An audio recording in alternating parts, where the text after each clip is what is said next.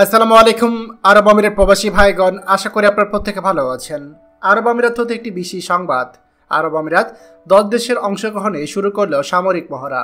চলুন খবরে বিস্তারিত জেনে নেওয়া যায়।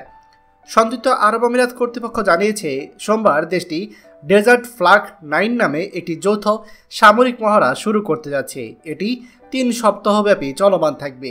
এতে 10টি দেশ অংশগ্রহণ করছে।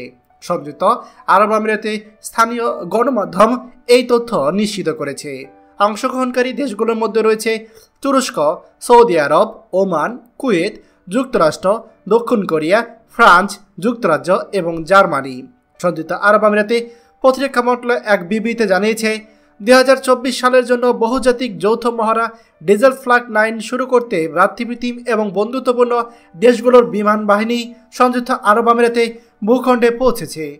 প্রতিবেদনে বলা হয়েছে, প্রতিরক্ষা মন্ত্রণালয়ের তথ্য মতে সামরিক মহড়ার লক্ষ্য যুদ্ধের দক্ষতা এবং প্রস্তুতি বাড়ানো, পাশাপাশি 3 সপ্তাহের মধ্যে বিভিন্ন পরিস্থিতিতে সামরিক দক্ষতা বিনিময়কে সহজতর করা। সূত্র মিডল ইস্ট মনিটর।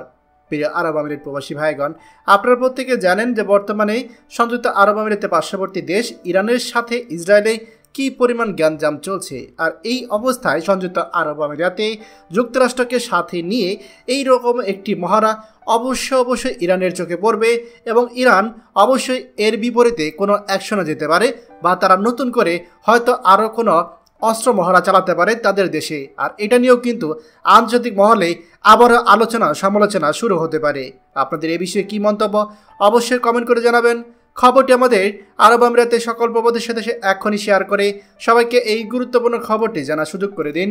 আর আপনি যদি আমাদের এই চ্যানেল নতুন হয়ে থাকেন, অবশ্যই আমাদের চ্যানেলটিকে সাবস্ক্রাইব করুন আরব আমিরাতের সকল গুরুত্বপূর্ণ খবর সবার আগে পাওয়ার জন্য।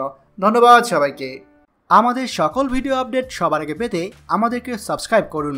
সাবস্ক্রাইব করতে সাবস্ক্রাইব বাটনে ক্লিক করুন এবং বেল আইকনটি চাপুন, যাতে আমাদের কোনো লেটেস্ট ভিডিও আপনি মিস না করুন।